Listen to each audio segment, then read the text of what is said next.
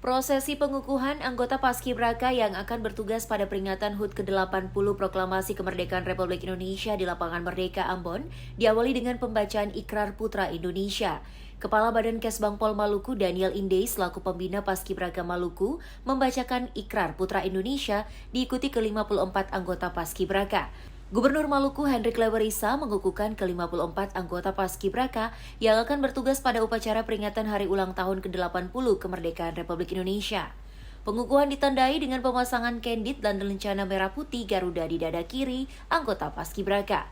Sebagai bagian dari rangkaian pengukuhan, seluruh anggota Paskibraka melakukan prosesi cium sang merah putih.